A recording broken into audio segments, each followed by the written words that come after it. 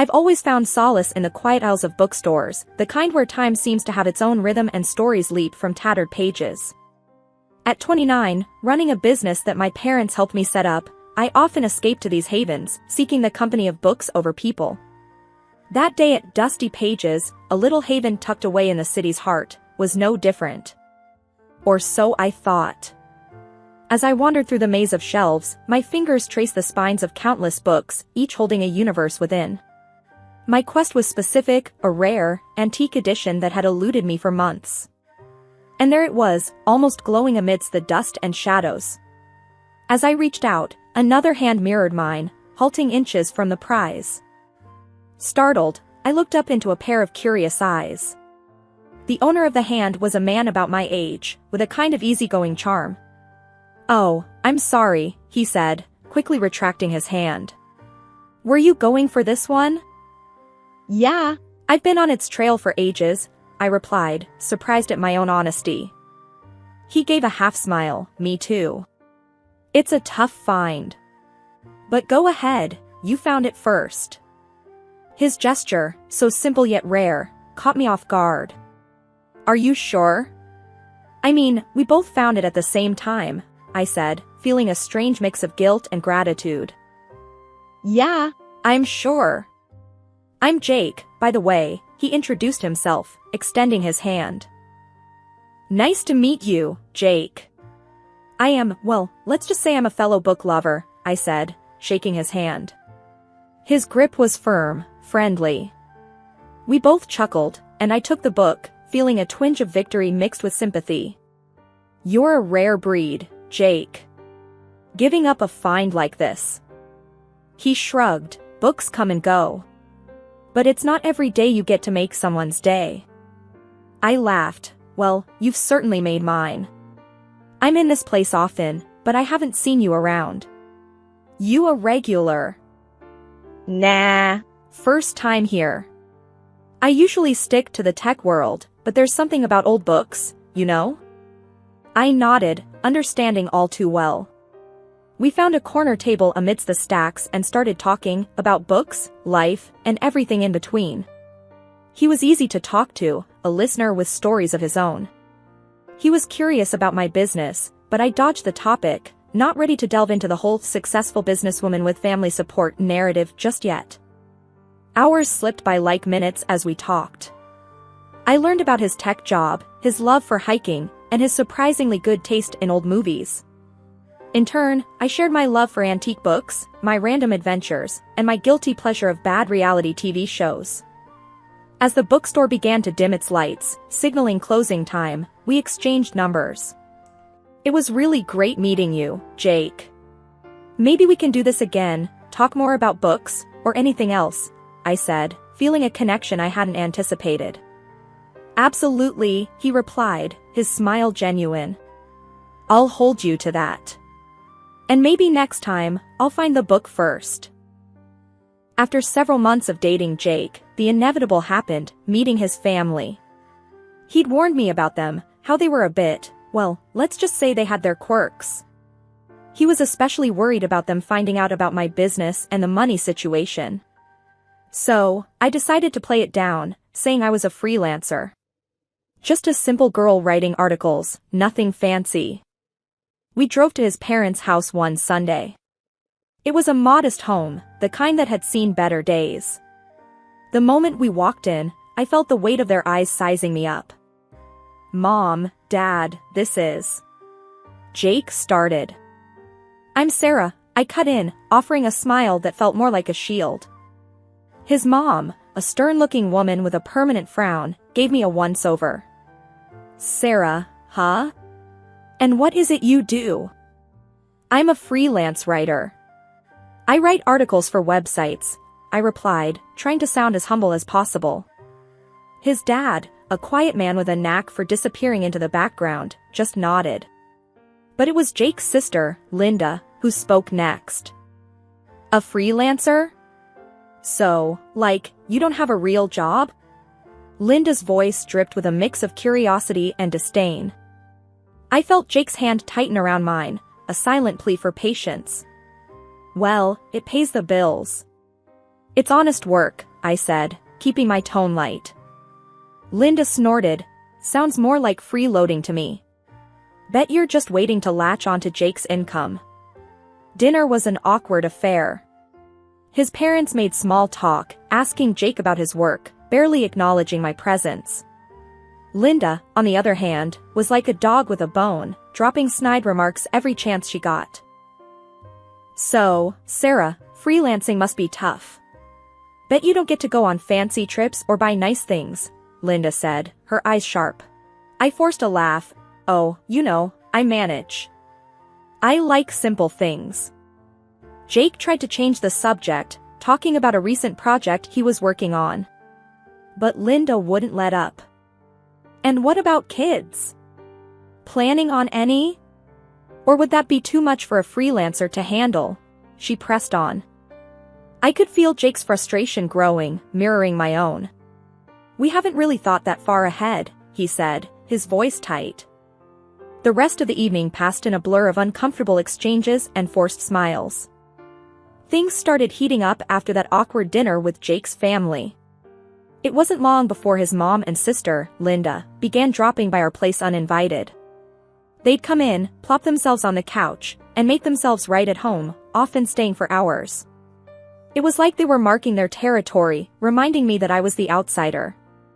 One such afternoon, while Jake was at work, his mom and Linda showed up.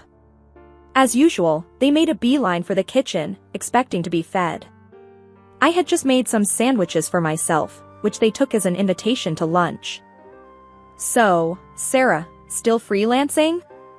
Linda asked, taking a bite of the sandwich I had made for myself. I nodded, trying to keep my cool. Yep, still at it. It's going well. And how much does that bring in, if you don't mind me asking? His mom chimed in, her eyes scanning my modest living room like she was calculating my worth. I shrugged, enough to get by. I don't really discuss my finances. Linda smirked, must be nice, living off Jake while pretending to work. I clenched my jaw, feeling my patience wearing thin. Actually, I pay my own bills. Jake and I keep our finances separate. Their prying continued, but I dodged their questions, keeping my answers vague. They seemed to take pleasure in trying to undermine me, questioning my lifestyle, my job, even my relationship with Jake. Then came the family dinner at Jake's mom's place. It was supposed to be a casual get-together, but it felt more like a trial by fire. We all sat around the dining table, the air thick with unspoken tensions. Linda, who had been oddly quiet, suddenly turned to Jake. So, brother, I was thinking, for my son's birthday, you could get him that gaming console he's been wanting. It's a bit pricey, but you can afford it, right? Jake, who had been picking at his food, looked up, surprised. Linda, you know I can't do that. Things are tight right now, what with the wedding and all. Linda's face turned sour. Oh, so now that you're married, you suddenly can't spare a dime for your nephew? Jake's frustration was evident. It's not about that, Linda. Sarah and I have our own expenses. I can't just splurge on expensive gifts. The argument escalated, with Linda accusing me of monopolizing Jake's finances and attention. You've changed, Jake. Ever since she came into your life, you've been stingy and distant. I could feel everyone's eyes on me, the unspoken blame hanging heavy in the air. Jake tried to defend me, but Linda wouldn't have it.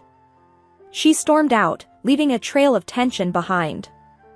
After the blow-up at the family dinner, Jake and I decided we needed a break from all the drama. We planned a short trip to the mountains, a chance to clear our heads and get some breathing room. It was a peaceful, rejuvenating escape, just the two of us and nature. But the moment we returned, reality crashed back in, harder than ever. We barely had time to unpack when there was a furious knocking at our door. I opened it to find Linda, red-faced and fuming. We need to talk, she said, pushing past me into the apartment. What's going on, Linda? Why are you here? I asked, closing the door.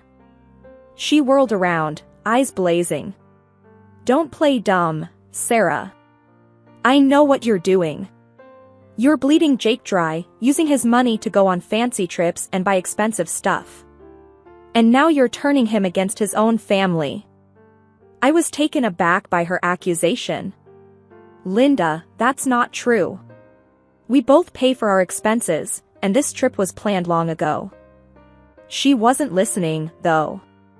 You think you're so clever, huh? Making him think he doesn't need us, that we're just after his money. But I see right through you. Jake came out of the bedroom, having heard the commotion. Linda, what the hell? You can't just barge in here and start accusing Sarah of nonsense. She rounded on him. Nonsense? Look at you, Jake. Ever since she came into your life, you've been different. You used to help us, be there for us. Now you're just her puppet. Jake's patience was wearing thin. Linda, I'm not anyone's puppet. Sarah and I make our decisions together. And as for helping you, I can't keep bailing you out every time you have a financial problem. Linda's anger seemed to boil over. In a fit of rage, she swept her arm across the coffee table, sending my collection of antique books crashing to the floor. This is what you care about now? Old, useless books and a gold digger? I gasped, rushing to salvage my books. Jake grabbed Linda's arm, steering her towards the door. That's enough, Linda. Leave. Now. She struggled against him. You'll regret this, Jake. Choosing her over your own family. After she left, the apartment was eerily silent, the tension hanging thick in the air.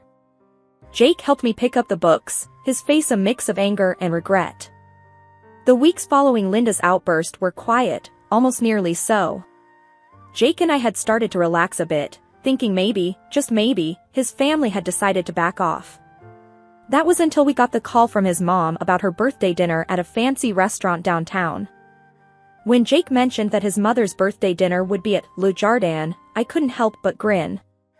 I had a special connection with that place, a little secret that I hadn't shared with anyone, not even Jake. As we drove to the restaurant, I could sense Jake's anxiety. He fidgeted in his seat, clearly worried about how the evening would unfold after the recent tensions with his family. You okay? I asked, reaching over to give his hand a reassuring squeeze. Yeah, just hoping tonight goes smoothly, he replied, forcing a smile. Le Jardin was as elegant as ever, with its dim lighting and soft music creating an intimate ambience. Jake's family was already there, seated at a large, round table. The scene was lively, with animated conversations and laughter, but it all seemed to pause as we approached. I quickly noticed there was only one empty chair. Jake, with a hint of confusion in his voice, addressed his sister, Linda. Hey, Linda, why is there only one seat? We're both here.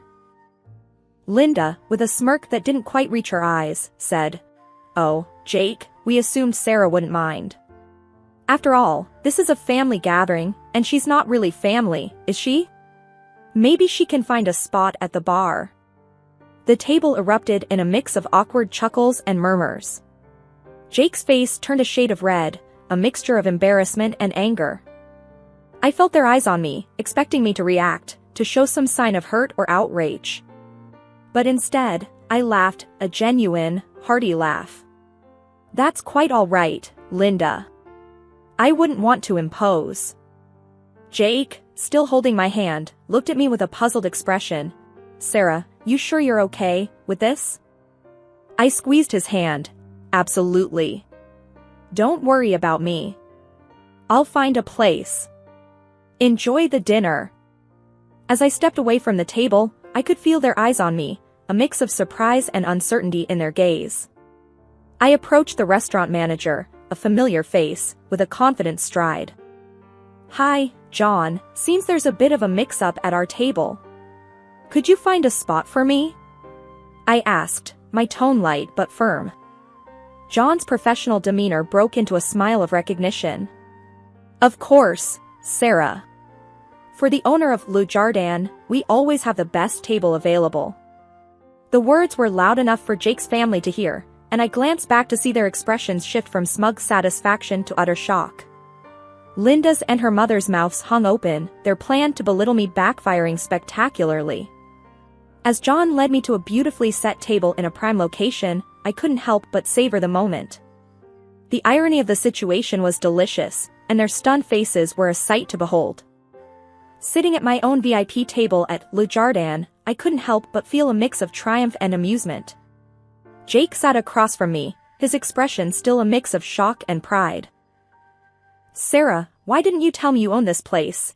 he asked, his eyes wide with curiosity. I shrugged, sipping my wine. I guess I never found the right moment. And, honestly, I wanted to keep some parts of my life just for me, at least for a little while. He laughed, shaking his head. "This is incredible.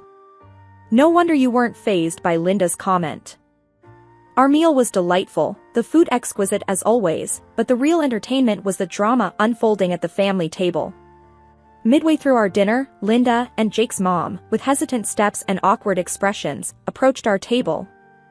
"Sarah, we didn't know," Jake's mom stammered, clearly struggling to find the right words.